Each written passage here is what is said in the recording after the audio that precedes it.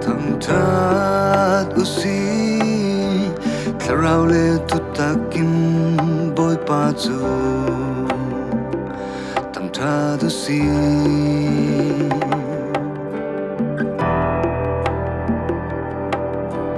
Thlat usi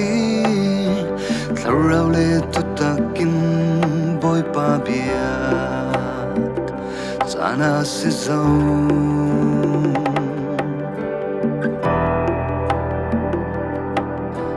Thlat usi THLARAU le thutakin BAWIPA biak caan kan Thleng zo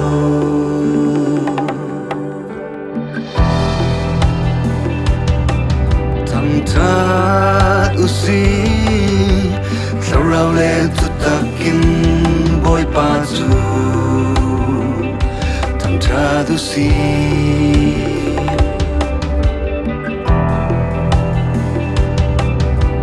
Thlat usi THLARAU le thutakin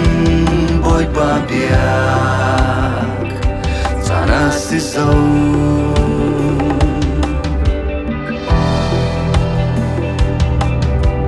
Thlat usi THLARAU le thutakin BAWIPA biak caan kan Thleng zo Upatlak mi patiana si naktu Sarusya mi polin alang dar Tang tatlak mi patiana si naktu Sarusya mi polin alang dar Sarusya mi Mawii BAWIPA chu Thlat usi kan onei mi hoa xoa in mi phun ra tên BAWIPA chu Thlat usi kan onei mi hoa xoa in THLARAU le thutakin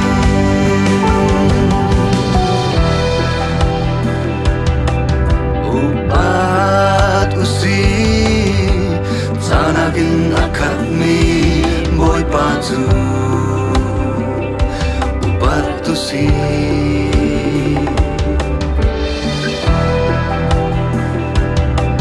Upat usi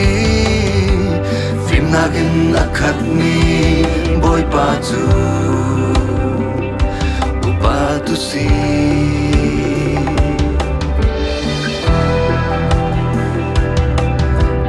Thlat usi THLARAU le thutakin BAWIPA chu Thlat usi Upatlak mi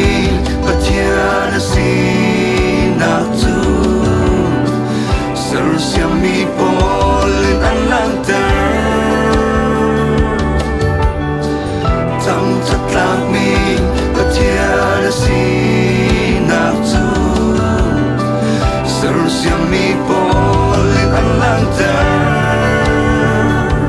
Sarusya mi Mawii BAWIPA chu Thlat usi kan onei mi hoa xoa in mi phun ra tên BAWIPA chu Thlat usi kan onei mi hoa xoa in THLARAU le thutakin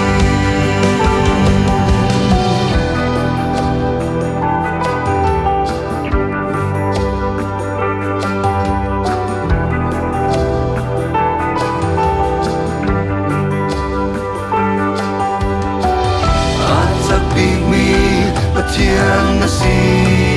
na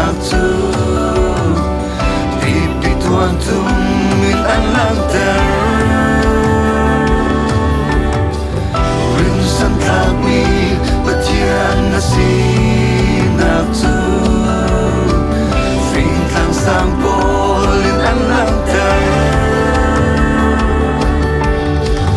Ya bin klak mi patiang nasinak tu Fanar si polin ang langter Sumding klak mi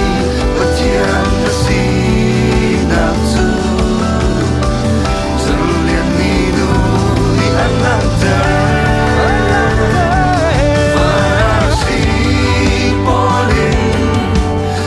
Sanang Tuhan langter Na sumloy na ban langter Terlian minuin Na sanang Tuhan langter Na sumloy na ban langter Fikang sampolin Na sanang Tuhan langter Na tom lian na ban langter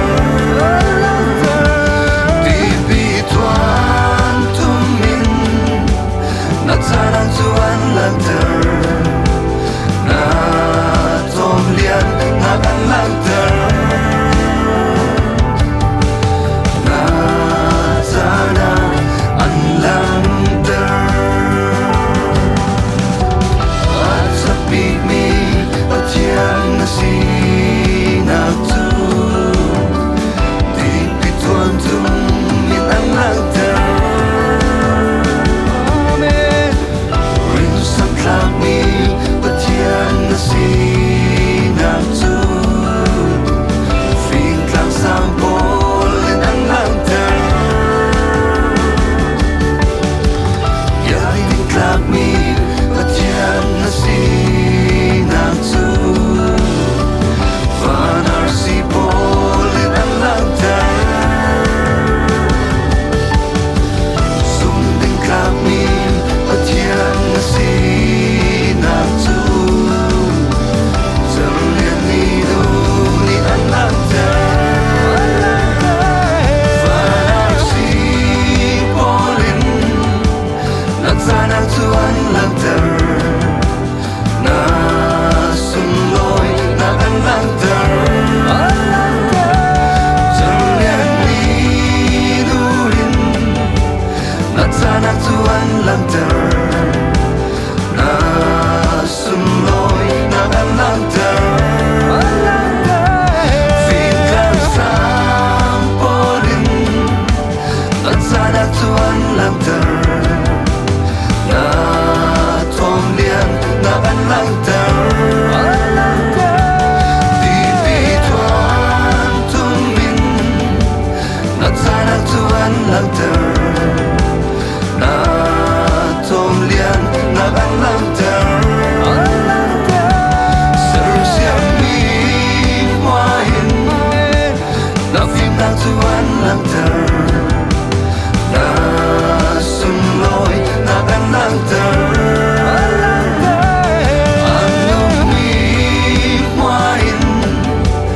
At na tuan langter